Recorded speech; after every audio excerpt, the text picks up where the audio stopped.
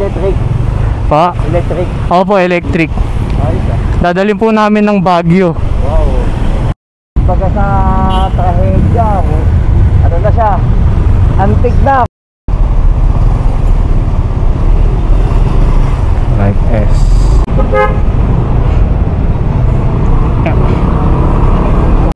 Okay.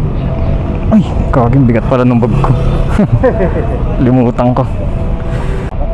Okay. Thank you, boss. Ingat po kayo.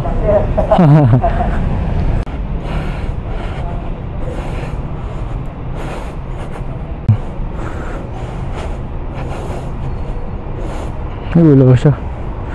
Sige, Eric. Si EV ay nandyan na? Ha? EV ay nandyan? Bata. Kararating ko lang din. Ay, ganun. Ang Marilaki. Marilaki? Oo puti. Oh, May sinervisan ako doon. grabe oh. Ayan, pag tinangalan, malulobot na. Nangyari yan. Ito yung malobot? Matagal din. Kaya lang ano? Siguro mga 130 kilometers. 130. Oo. Patuloy mo, baka makakuha ko. Oo.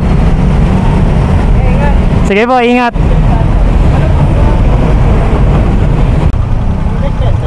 Pa? Oo. NXT po. Oo. Bagong labas nila. Mukhang ADB, no? Sige po.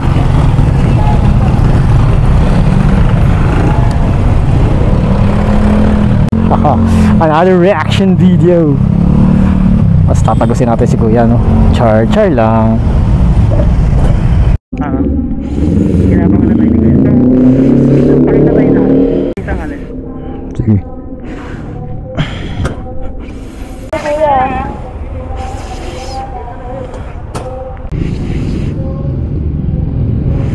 Diretso na yan, kaliwa pa rin. Likod ka ulit, Pards.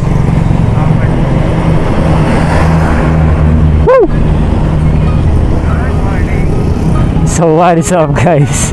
What's with here, and again we are back with another video. So for today, nakikita nyo naman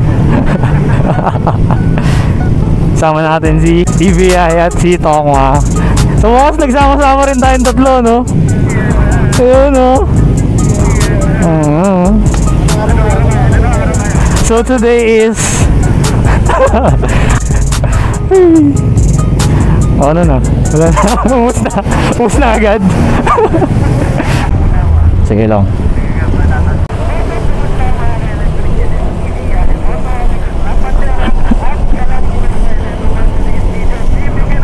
Malupit ang ride itong Stormex at kung saan i-ride na natin ito sa pinakagusto niyong destination at ngayon rarap-rap tayo with Tokwa and One Pin.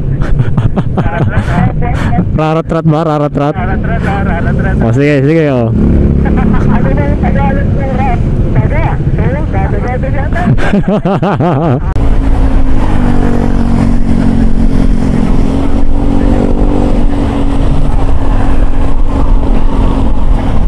Sige lang.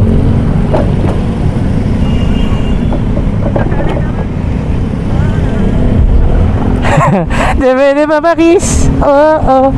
Dug. Okay lang, sarap. Pasigat ka, boy.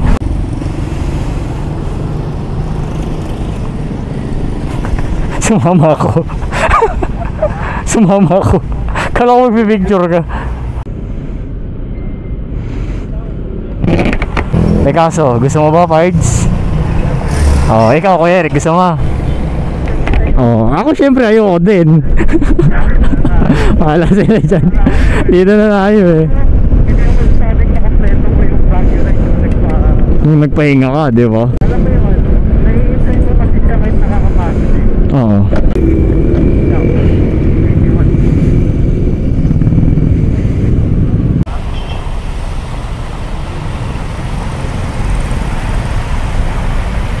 Natakbo na natin mga siguro ano na to, no? 60 kasi plus 6 kilometers eh from Marilao, no, sa inyo. Sa funnel ko 55 plus 6 61. Tapos ano ako, 68%. Kayo ba? 76. Ikaw, 77. Di mo kayo magkakalayo kasi nga pares kayo ng battery. Tossing Storm 67AH. Tapos medyo piga-piga pa ako nung kanina. Alam nga,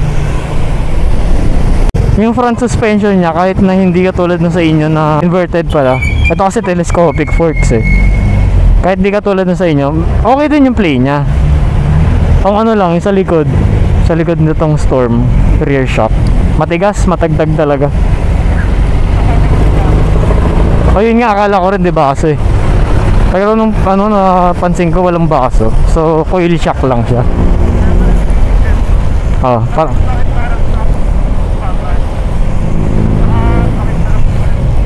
diba? Tapos parang mababa talaga siya. Ako din pinagmamasdan ko pag magkatabi si Storm tsaka si Storm X.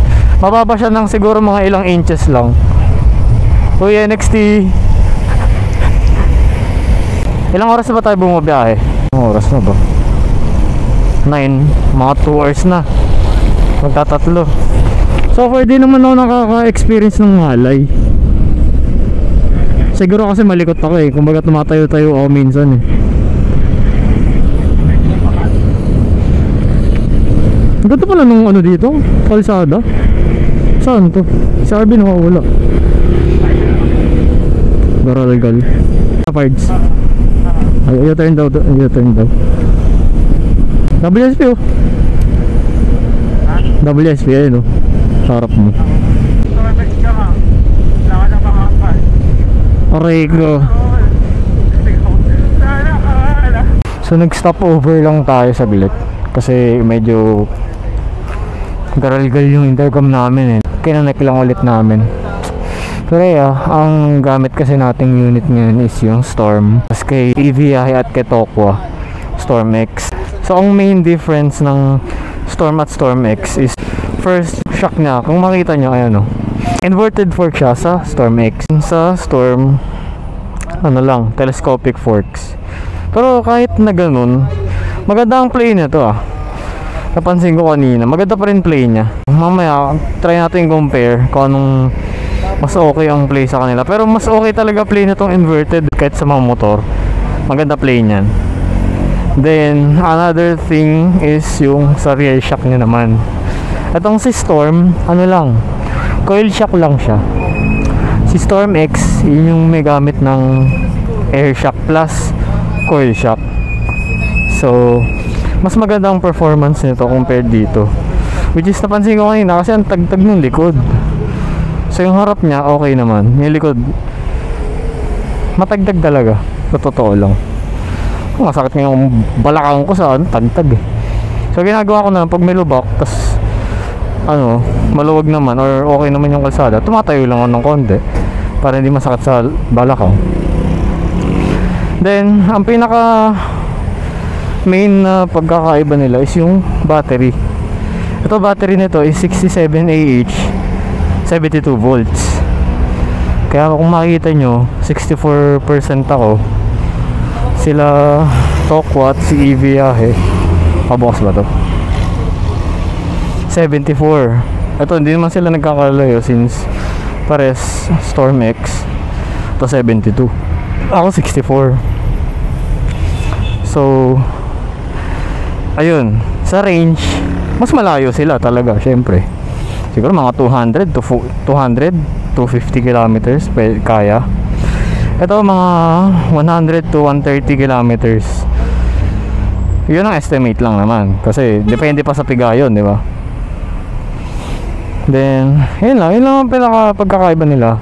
The rest, pati yung seating position, yung ano niya, yung upuan, same. Panel, same. Lahat same talaga. Ito actually, ito mo, pare sila gray Ilang pinagkaiba. Ay, ito mugs pala. Same mugs pero yung kulay lang iba. Then, ano pa nga ba? Pero ewan ko, ako pansin ko kasi parang mas mababa si Storm kaysa si Storm X. Mas mababa yung, lalo yung harap. Ito kasi mataas yung travel. Yung travel ng forks niya sa harap. Ito hindi, mababa lang. Ayun pa pala, charging. Ito type 2 na. Itong Storm is ano lang, yung normal plug lang ng pang e-bike. Sila kaya nilang, ang charging nila is hanggang 20 amps, 25 amps, parang ganun. Not sure, pero pa nasa ganun siya. Ito 10 amps lang. Balikan namin kayo pagka nasa biyahe na ulit. Yeah.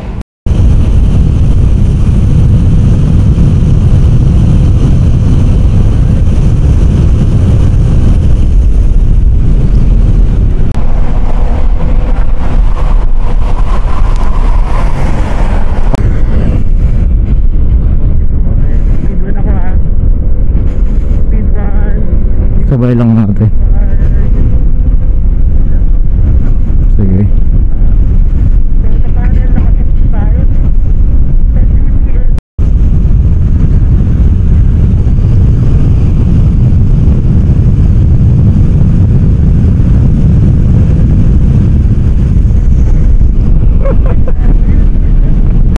Ito yung cruise control nyo. Reverse. Ayun. Mabilis nga lang ma-activate di ba? Pili kang speed, ganyan ba? 53. Tapos hold, kahit hold mo lang konti yung reverse, tapos may lalabas na kulay green dito sa may baba ng percentage. Yun na yun, cruise control na. Mabilis lang, hindi siya ano, hindi mo na kailangan ng 3 seconds, 5 seconds. Mabilis lang. Na-try mo, Pards? Try mo. Hold mo lang yung reverse. Basta may lalabas na green dun sa may baba ng percentage.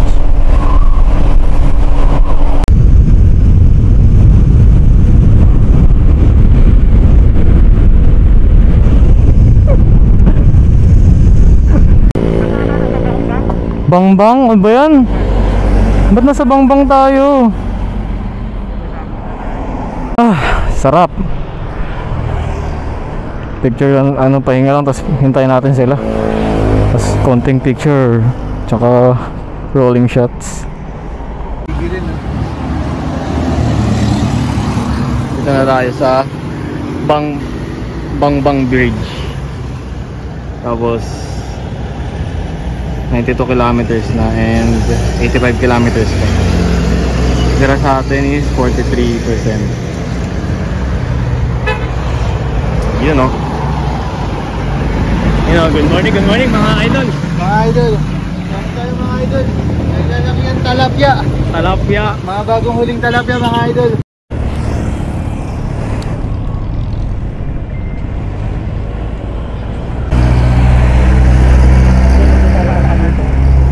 Pwede naman tatabi mo na dito para kahit pa paano. Ay sorry. So yan, kaya muna tayo guys. And balik na lang namin ulit pag sa biyahe na. Hindi. Oh, wait lang, vlogger ka pala. Yun nga pala. Nakakain na tayo guys. Full charge na. Sabay-sabay na tayo. Ano? Sige, okay mo. So guys, kakatapos na namin kumain. Tapos pupunta na kami sa Urdaneta guys. So ano na kami, pabalik kami, full charge na kami. Tapos yung e-bike namin medyo ano na siya, ano, mga kaibigan, nandito na po siya mga kaibigan. Ayun na po yung mga kaibigan, yung mga truck ito na po na nagkakasalubungan na po kami na.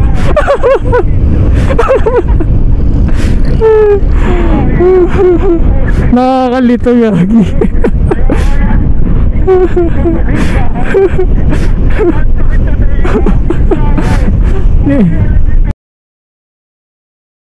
Yung storm blinking siya.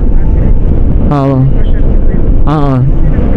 Nalimutan ako eh. Sakay tayo. Ayun o, 20% na eh. Almost 140 kilometers. Pero meron pa tayong 49 kilometers eh. Parang feeling ko din naabot 20% eh. Ayun na, blinking siya. Blinking.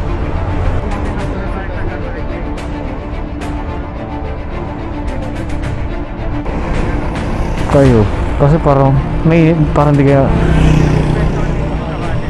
bagay. Sige, nakados nga ako. Free will lang.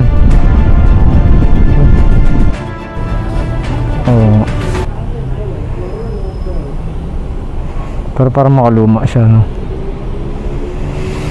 Kasi parang ano to eh.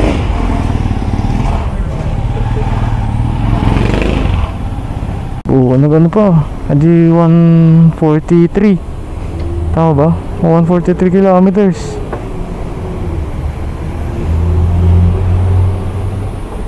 Tama ba? So yun. Ano muna tayo? Palit bat. Was pa. So, update lang sa ano natin, sa unit na gamit. Ano na? 16% na.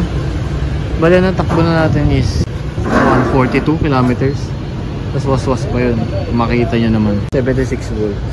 So, may 16% pa. Pero syempre, hindi natin sasagarin. Expected naman na hindi siya aabot. Kasi nga, 67 AH lang. Pero kahit na, was kami kanina eh. So, yun, papalit lang ng battery. May dala kasi kaming extra battery para dito. So, para kahit pa paano, diba? Makawal sa StormX. So guys, eto nga. Ready nga tayo. Since alam natin na si Storm hindi naman naabot talaga kay StormX. Pase sa range. Kasi nga 95 AH StormX na muna yung isang battery na dala namin. Ayun, para makalarga na tayo papunta Mourdaneta. Update na lang mamaya pag okay na yung battery.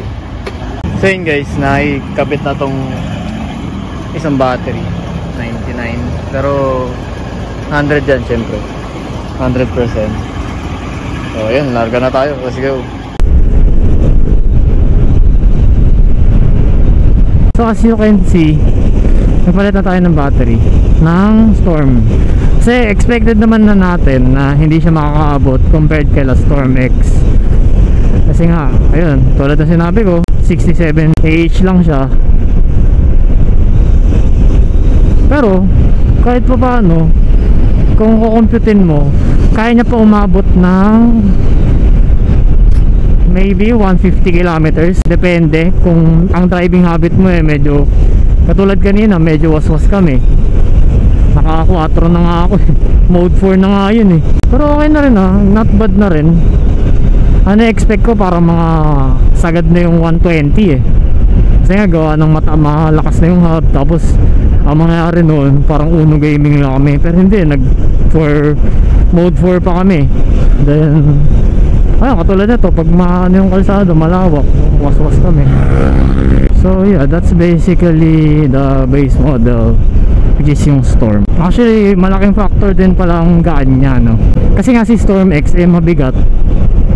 Gawa nga ng 95 AH siya. Iba yung feels ni StormX. Talagang ang bigat niya, ang bigat na bike niya. So kung hindi ka ganun kasanay sa mabigat, hindi bago ka. Tsaka iba rin pagka magaan yung bike na dala-dala mo, no? Di ba sobrang gaan niya to the point na parang liliparing ano. Tama lang yung gaan niya. Ganun, di ba? So yeah, punta na tayo ng SM Mourdaneta para makapag-charge sila.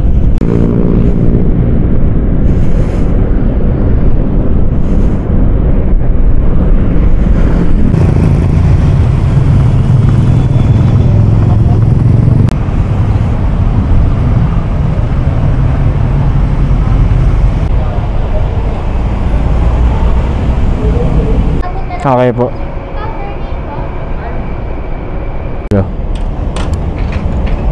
Siyempre, dito. So, open natin yung headlight. Hoping na walang naka-charge doon sa EV charging station. Kasi ayun, para mabilis lang din. Kapag hindi na tayo kailangan maghintay, no?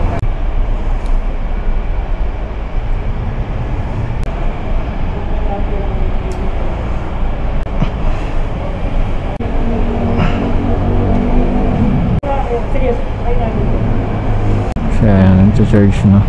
So kung may nagtatanong kung pwede bang mag-charge sa mga EV charging station, no? Ayan, pwede. Basta ang StormX.